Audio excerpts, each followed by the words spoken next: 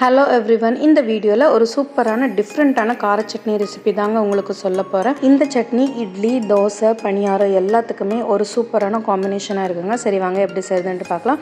ஒரு மிக்சி ஜாரில் ஒரு பெரிய வெங்காயம், 4 பூண்டு, 2 பெரிய சைஸ் தக்காளி, நல்லா பழுத்த தக்காளியாக சேர்த்திக்கோங்க. கூடவே கொஞ்சமாக புளி, 4 வரமிளகாய், இது எல்லாத்தையும் நல்லா கிரைண்ட் பண்ணி எடுத்துக்கலாங்க. அடுத்து ஒரு கடாயில் கொஞ்சமாக எண்ணெய் சேர்த்திட்டு 1 ஸ்பூன் கடுகு சேர்த்திட்டு, கடுகு நல்லா பொரிஞ்ச உடனே 1 ஸ்பூன் உளுத்தம்பருப்பு, கொஞ்சமாக கருவேப்பிலை சேர்த்திட்டு நம்ம அரைச்சி வச்சுருக்கிற விழுது, அது கூட கொஞ்சமாக தண்ணி சேர்த்திட்டு, இதுக்கு தேவையான அளவு உப்பு, இது எல்லாத்தையும் சேர்த்திட்டு நல்லா மிக்ஸ் பண்ணி கொதிக்க விட்டுறலாங்க. நம்ம நார்மலாக செய்கிற கார சட்னி பார்த்திங்கன்னா தக்காளி எல்லாமே வணக்கிட்டு அதுக்கப்புறமா அரைச்சி அதுக்கு ஒரு தாளிப்பு கொடுப்போங்க. பட் இது பார்த்திங்கன்னா நம்ம பச்சையாகவே எல்லாத்தையும் அரைச்சி அதுக்கப்புறமா கொதிக்க விடுறோம். டேஸ்ட் வந்து டிஃப்ரெண்ட்டாக இருக்குங்க. கண்டிப்பாக ட்ரை பண்ணி பாருங்கள், உங்கள் எல்லாத்துக்கும் ரொம்ப பிடிக்கும்.